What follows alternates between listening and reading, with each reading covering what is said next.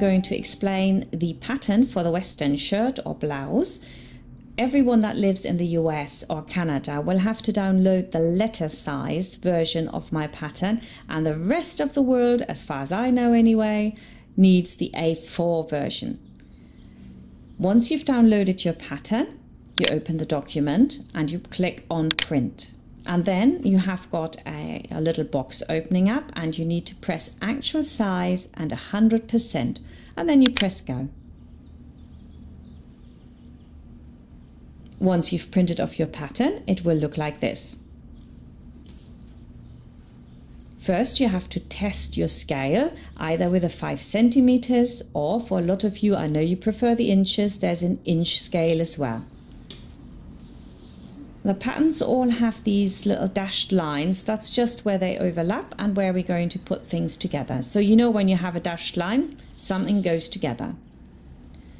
My sleeves all have a yellow flower, but with this one you have to be a little bit careful because there's also the long sleeve in it. And they have the same flower. But it'll say on every piece long sleeve or short sleeve. The back has got a pink flower, and this is the size 3 to 4, and it's got 2 pieces. Of course, if you've got a bigger size, there's going to be more pieces, okay? So don't worry if you all of a sudden you've got 3 bits.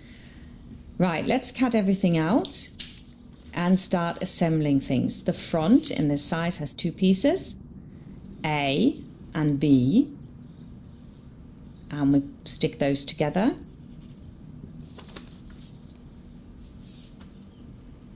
Now let's start with a long sleeve. We're going to put that one together first, although there is no explanation for this in this video. If you wanted to know how to put in this sleeve, then you have to watch the boys shirt video. It's an identical sleeve, and so you just have to swap them out. You've got A, B and C here. And the little sleeve that I'm showing you, the puff sleeve, that has got 2 pieces. And there we're going to stick together our back. Again, see, A, B. The collar we're also going to put together. It's just easier to work with it. And then we've got the collar stand. Again, comes in 2 pieces. And we've got the placket. This is how the side seams will fit together. So you've got a nice curve at the lower. So you've got a nice curve at the hem. And then you've got the yoke, which goes onto the back and then kind of twists round to the front. And, oh no, I haven't stuck something on. And magic, it's there. So that goes round to the front, and then that's attached. So you're working with 3 pieces here. And then you can put the placket onto the front. The placket has a slimmer side on one side and a slightly wider side. And you could have them both the same size, a centimeter. But I like to do it a little bit wider because in this case then you've already got a staggered seam allowance and you don't need to cut back. However, do cut your piping back because otherwise the buttonholes will get stuck in this area. So it's quite an easy one to do, this bit, because you're working from the inside to the outside.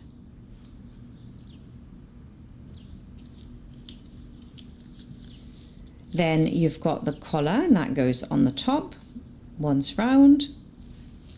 And we're going to put our sleeve in using this marking here. That's the sleeve head, and the marking is also on the sleeve, so that needs to fit on top of each other. But when you are putting in gathers, it's not really that drastic as it would be with a flat sleeve. So you just put your sleeve in there, and whatever is left over is being gathered and then put in. And we also gather the lower part of the sleeve because that's where we're going to have the cuff. So we make that to fit the cuff. This is the collar. Don't forget that when you are doing the collar for something which has got bias binding all the way around, like I'm showing you on this video, it needs to be reduced around the outside by 1 centimeter. And this is the little cute little cuff that stands up. And that is gathered, obviously, like I just said, to fit. Then you've got the pocket, which you could round off or you could straighten it off. You can do that how you like. I did it pointy. I'm not entirely sure that I actually think that is the best option, but you tell me. You just send me all your stuff that you've made. Right, now let's have a quick look at the sleeve. The long sleeve is like a man's sleeve, so you've got a placket. But for a girl, that placket would look far too masculine, so you just have a straight strip or bias strip. It really doesn't matter in this case which you use, which is ironed in on both sides, ironed over, and then just goes all the way around this. You will have to adjust the pleat. It won't fit on like that because of course then the distances change slightly, but it will fit on fine. So then the cuff goes on. You also got a cutting out plan, and the first one will show you how to cut out if you've got a very distinct pattern that runs with a grain. So you can't cut it certain ways, like say you have a stripe. It is really important to use this plan. And then we've got a plan where you've got just a plain fabric or a fabric with no apparent pattern. So now you're ready to cut out your pattern.